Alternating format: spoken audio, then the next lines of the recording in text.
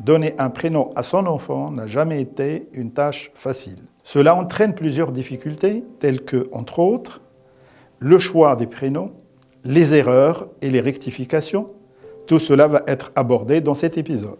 D'après le Daher du 3 octobre 2002, l'officier de l'état civil compétent dresse 2 actes indépendants.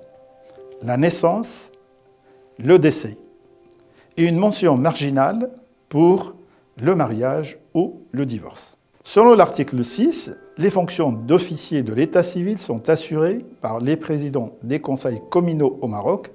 En revanche, pour les Marocains résidant à l'étranger, ces fonctions sont exercées par les consuls, les agents diplomatiques en poste à l'étranger. Leurs responsabilités sont clarifiées dans l'article 10 qui stipule que les officiers de l'état civil sont responsables pénalement des préjudices subis par les tiers du fait de leur manquement aux règles relatives à l'état civil ou de leurs fautes professionnelles graves. Les procureurs du roi près les tribunaux de première instance exercent le contrôle sur les actes des officiers de l'état civil à l'intérieur comme à l'extérieur du royaume. Il existe 2 types d'erreurs, substantielles et matérielles. Quant à la première, les Marocains résidant à l'étranger doivent s'adresser directement au tribunal de première instance de Rabat pour la demande de rectification entachant les actes de l'état civil enregistrés dans les ambassades et les consulats du Maroc à l'étranger. La seconde relève de la compétence du procureur du roi près du tribunal de première instance de Rabat. Et en cas de refus par le procureur, il faudrait saisir le président du tribunal qui statue sur la demande de rectification des erreurs matérielles. Il est à constater que certaines familles rencontrent des difficultés.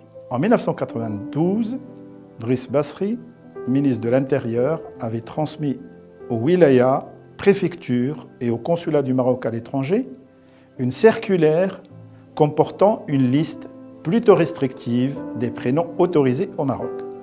Une décision qui avait fait fortement réagir les associations de droits de l'homme, tant marocaines qu'internationales, mais en vain.